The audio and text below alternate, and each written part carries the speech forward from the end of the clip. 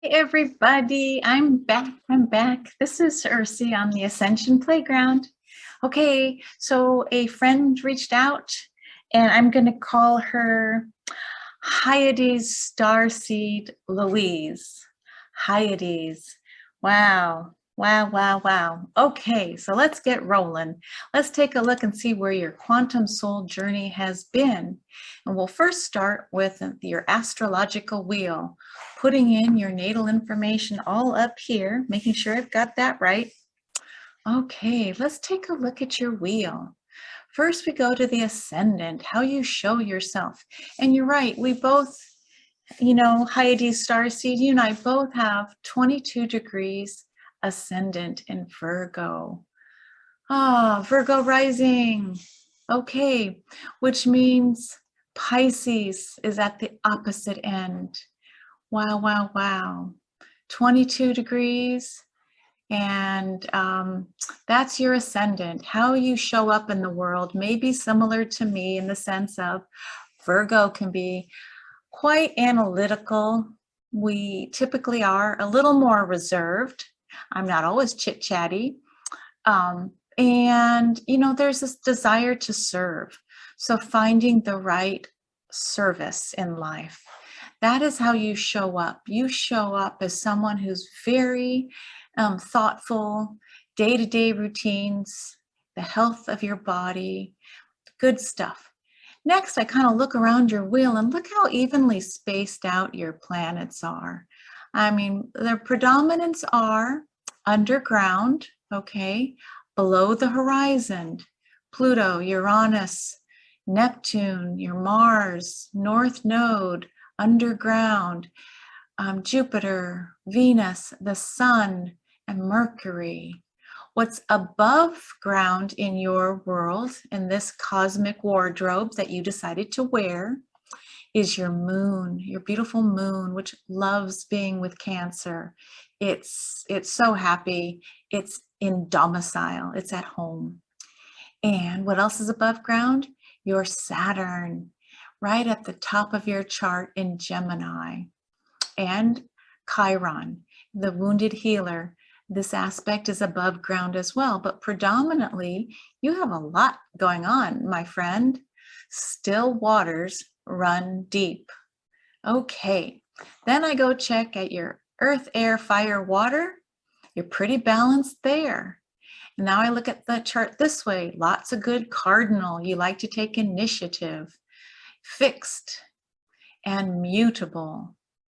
All right, well, very balanced, very balanced chart from first look. Let's go to your sun. Oh, look at that beautiful sun. It's an Aquarian sun sitting in the 5th house of creativity and self-expression, your joy as an Aquarian. Now, the good side of Aquarius is, yes, innovative, electric, sudden, near genius at times. The other side of Aquarius, my friend, can be sometimes aloof, remote, and some people may see you a little bit as a cold cucumber, just saying, but your sun is lighting up the house of joy, creativity, and children. All right, remember we talked about the moon. It's above Earth or above the horizon. It loves Cancer. Cancer in the 10th house. Oh, so your work in the world, do you work with others as if they're your family? Because this is quite a wonderful position. How you feel inside. When you close your eyes, that's you. That's your moon. It's the inner self in Cancer. Love that. All right. I think we've got the natal chart pretty much looked at. I added a few fixed stars, so we will come back to that in a minute. Now we are toggling over to our friend Julia Balaz, her star seeds report. And since we all know how to do the basic chart, I wanted to show you, look where you've been. You know how you come home, your mom would say, "Where have you been?" Well, My Hyades Starseed friend, you have been around the block and then some. You know, if you remember in Julia's class, with so many constellations engaged, this idea of being a quote unquote galactic ambassador may be something for you to sit with. And why have you had all these experiences? Maybe in this lifetime, you're using all this knowledge and experience to help other people. You know, so you might meet someone who's also recently from Lyra or Draco or Canis Minor. That is what a galactic ambassador does. They don't divide and say, oh, good guys here, bad guys there. No, they say, okay, been there, done that. Let's talk about it. Let's see where your origin story is. We go to Pluto. There's a trine. But here in Neptune, we have an opposition, and a conjunction. So there's 3 potential origin stories here. And looking at the orbs, right? 2 degrees, 2 degrees. Oh, but look over here. Hyades 1 is no degrees, 47 minutes, opposing your Neptune. This is why I'm calling you a Hyadian, oh my gosh, Hyadian starseed. Someone from the Hyades, and the fixed star is named Hyades 2. There's Hyades 1 and Hyades 2. Okay, so that is conjunct or opposite your Neptune in Sagittarius in the 3rd house. This is communication. Sagittarius is about higher truth, and Neptune, oh, the higher octave of Venus, meaning unconditional love. Okay, so that's your origin, and then you went all the way around these blocks. And now let's see what your most recent lifetime before this earthly incarnation was at. And we're looking for conjunctions or oppositions. So right away we see opposite. The constellation Hydra and the fixed star Alphard is opposing your sun, and your beautiful sun, the 24th degree of Aquarius in the 5th house. So beautiful. Look at that.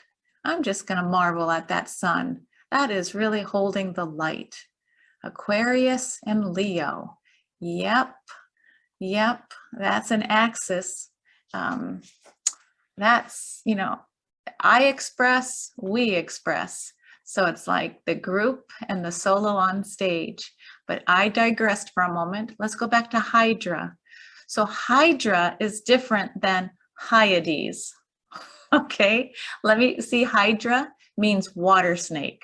Okay, and then I go back down here.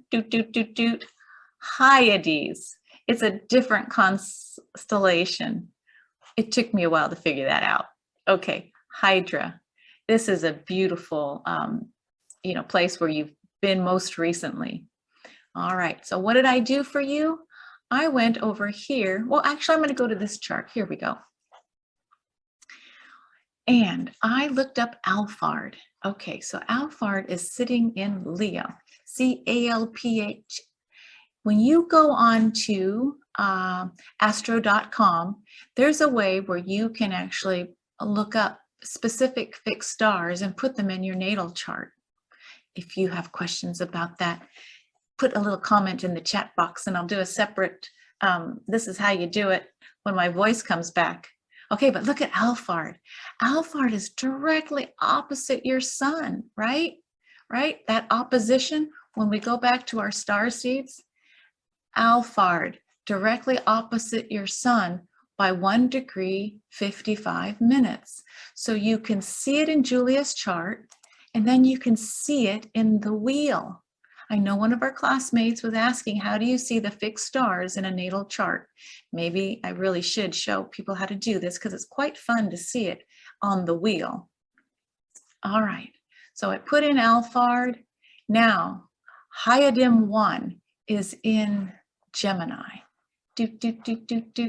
So here it is, and it is opposing your Neptune.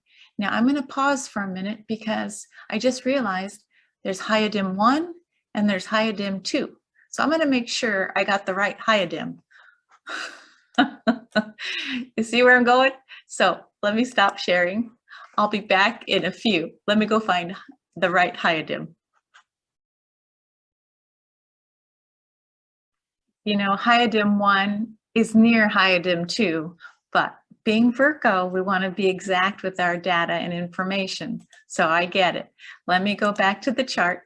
And here you can see it says Hyadim 2 in the constellation Hyades, not to be confused with Hydra. See this galactic language, learning the stars. All right, Hyadim 2, here we are. It's sitting at 6 degrees of Gemini, right? Do I have that right? 6 degrees, 30 minutes, 2 seconds in retrograde. All right, so what is this saying to us? In the 9th house of truth, where Saturn is sitting nearby. All right, it's opposing your beautiful Neptune. Here's what I want to share with you, my friend, my starseed Louise. It's something that's going to go, and I'm going to toggle over to this fun gentleman. Okay, here we go. Because so oftentimes I'll say, why don't you just go ahead and Google search, you know, go onto YouTube or Google and search for, you know, whatever fixed star you have and then put the word star seeds after it. This guy is funny. I like listening to him. And you can see he's had 6,000 views and he's got a huge membership. So you just see if this feels right for you, because the Hyades, if that was your origin story, you'll resonate with some of the traits that he speaks about. One of the things he importantly states is that the Hyades' mission is that they're here to fight for the worthy cause. You know, that you may have vivid memories of your past lives. You're wise and charismatic, and your big focus is to spread peace and compassion. And guess what his name is? This guy, since we're doing all the Hyas, his name is Hayden Crawford. Oh my gosh, Hyades, Hydra, and Hayden. There you go. And then you just click on that and he'll move you through those traits. Well, I hope this was interesting for you. If you look at where your Neptune sits, it really is speaking about, let's go back one more time. I just can't get enough of this. Okay, so all that data, and now really looking at this Neptune that is doing so well with your moon. See this green line? They're in union. Okay, so what does this mean? Neptune. You know, you've got your moon in Pisces, that's ruled by Neptune. So this idea of compassion and spreading peace, you know, your Mercury, let's see, where's your Mercury? What's your communication style going to be looking like? Okay, where did I miss you? Let's see, Mercury, Hyades, Pluto. Here it is. I just keep skipping them. The way you speak will be in the sign of Pisces. So yes, you can double emphasis on compassion and the bigger unity, the ocean. You can communicate from the lens of the ocean. This is your service. This is why you're here. I know the North Node is sitting in Capricorn. I know that, you know, and this is the gauge for, you know, the direction that your soul is here to move and learn. But everything in the tea leaves, my friend Hyades Starseed Louise, I would say, if you are a fighter for worthy causes, get your megaphone out. Use platforms that feel comfortable for you, because now is the time. No more learning and waiting on the sideline. 2022, it's that 22 magic, right? 22, the master number. You and I both hold it on the ascendant and descendant. So what are we going to do navigationally in this year 2022? That master builder number is asking us to step out and vocalize. Maybe we don't have to do that in 2023. We'll see. But for this year, because there's still quite a few months left, give it a go. What worthy cause are you going to do?